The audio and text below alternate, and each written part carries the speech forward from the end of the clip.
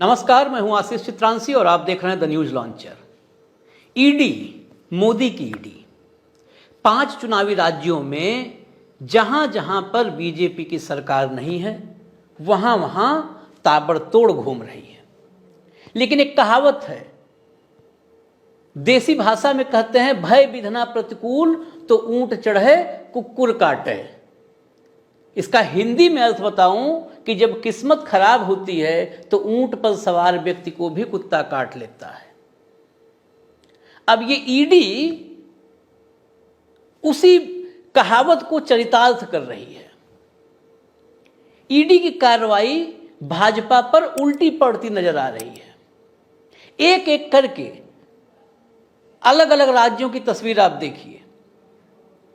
हर राज्य में ईडी की कार्रवाई भाजपा के लिए आत्मघाती गोल साबित हो रही है।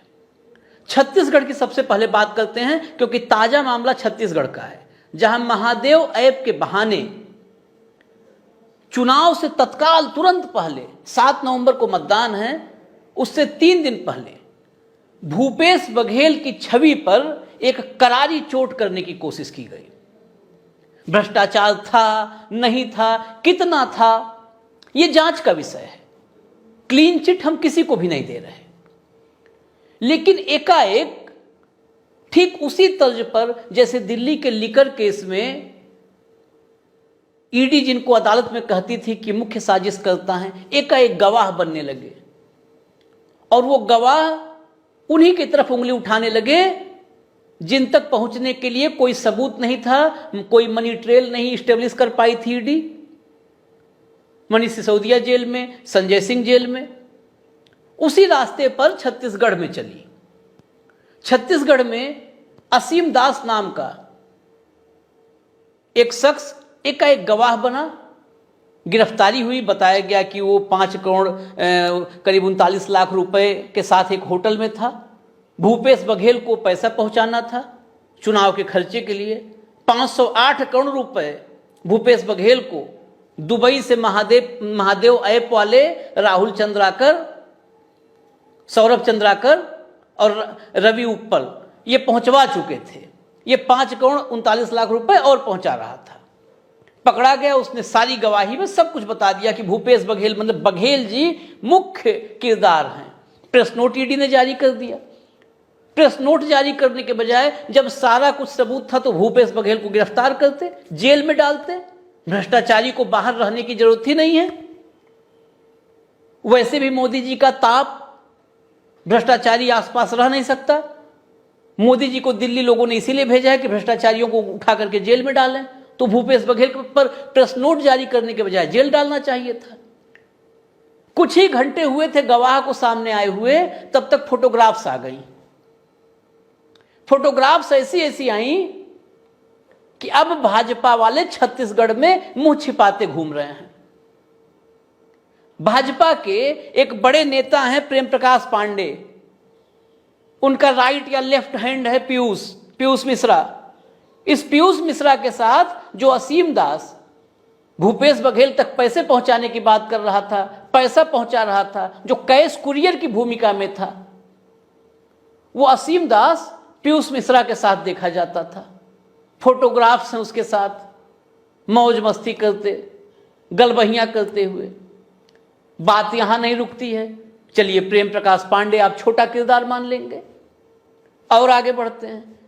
ये पीयूष मिश्रा, असीम दास, ये रमन सिंह के साथ इन दोनों की फोटोग्राफ्स। रमन सिंह 3 बार के मुख्यमंत्री, छत्तीसगढ़ में भाजपा का सबसे बड़ा चेहरा रहे हुए। फिलहाल भले ही मोदी जी ने दरकिनार कर रखा है, साइडलाइन कर रखा है। रमन सिंह के साथ फोटो। चलिए, अब रमन सिंह को भी आगे हटाइए, दरकिनार कर दिए गए हैं। रमेश बैस महाराष्ट्र के राज्यपाल हैं, महामहिम हैं। महामहिम के साथ फोटोग्राफ किसकी है पता है आपको? चंद्राकर की, जो महादेव ऐप का प्रमोटर है, मुखिया है, प्रमुख है, चीफ है, जो कहिए आप, जिस भाषा में समझिए।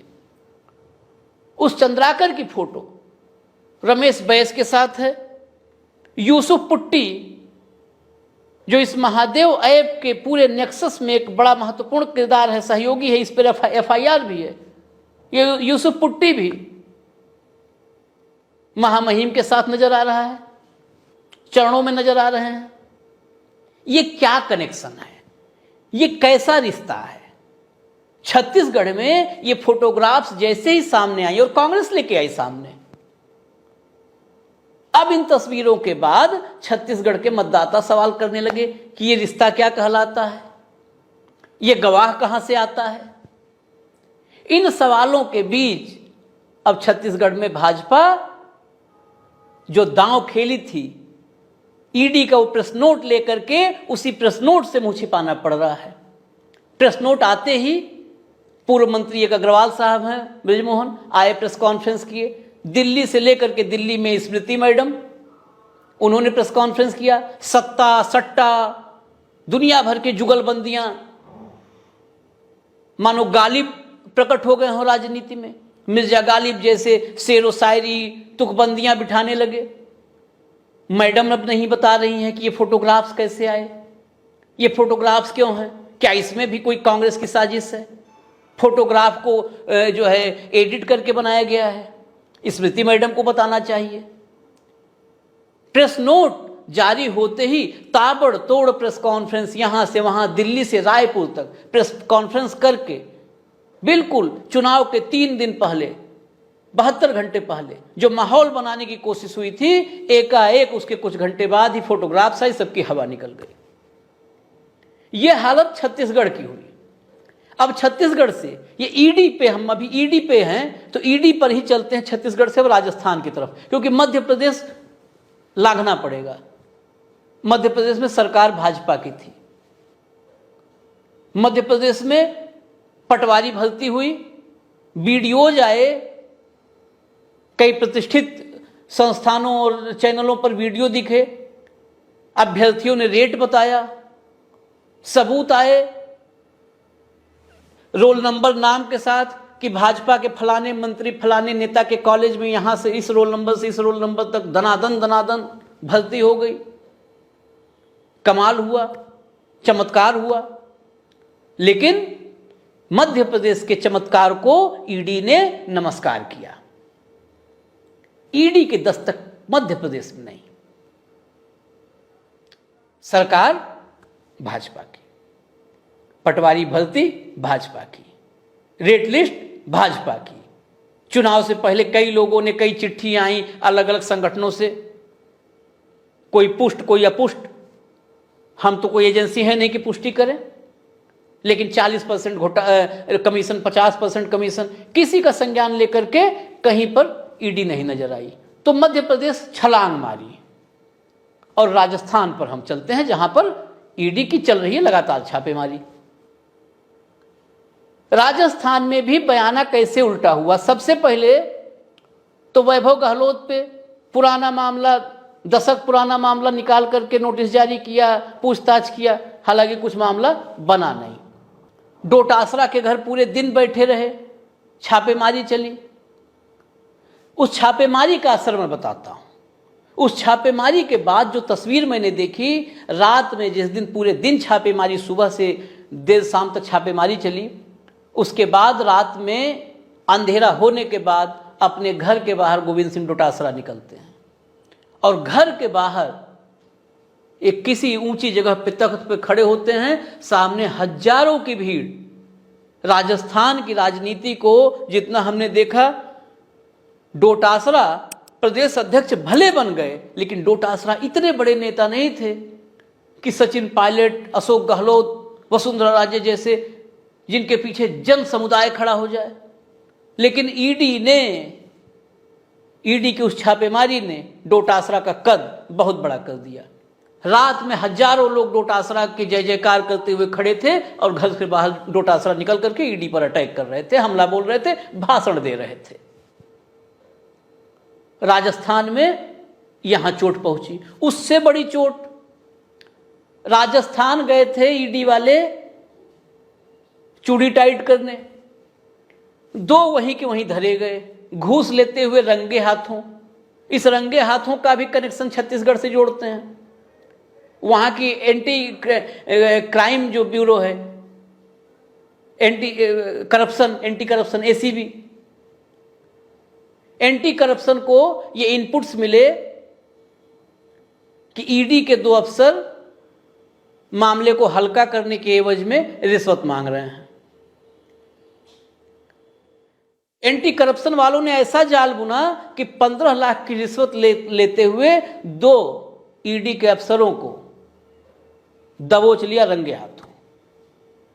यही प्रश्न मैं छत्तीसगढ़ में खड़ा करता हूं कि जब ईडी के पास ये इनपुट्स थे कि भूपेश बघेल के पास 5 करोड़ रुपए से ज्यादा नगद पहुंचाया जाना है, जगह पता, आदमी पता जो पहुंचाने वाला, यानी कैश कुरियर भी पता, कैश कुरियर को जाने देते, नगदी पहुंचाने देते, रंगे हाथ पकड़ लेते, पूरा देश देख लेता। इतने बड़े करप्शन को न कोई प्रेस नोट जारी करने की जरूरत पड़ती, न कोई प्रेस कॉन्फ्रेंस करने की जरूरत पड़ती, पूरे देश में बेनकाब हो जाता है भ्रष्टाचार का खेल। लेकिन कैश कुरियर को पहले पकड़ करके उससे बयान ले लिया, सरकारी जो है वो गवाह बन करके बयान दिया और प्रेस नोट जारी किए। ये प्रेस नोट की नौबत ही नहीं आती, जैसे राजस्थान में हुआ, ईडी के ही अफसरों को रंगे हाथों धर दबोचा। तो ये इन दोनों राज्यों की हालत रही। तेलंगाना में कोई लोड ही नहीं ले रहा है, क्योंकि ईडी जाए, आईटी जाए, सीबीआई जाए, बीजेपी मुकाबले से बाहर हो चुकी है। जो थोड़ी बहुत वहां पर स्थिति सुधरी थी 2019 में, वो जमीन भी खोती हुई नजर आ रही है भाजपा। वहां पर मुकाबला, सीधा मुकाबला अब बीआरएस और कांग्रेस के बीच में हो गया है, जहां कांग्रेस अब बीआरएस को बराबरी का टक्कर देते हुए नजर आने लगी है तेलंगाना में।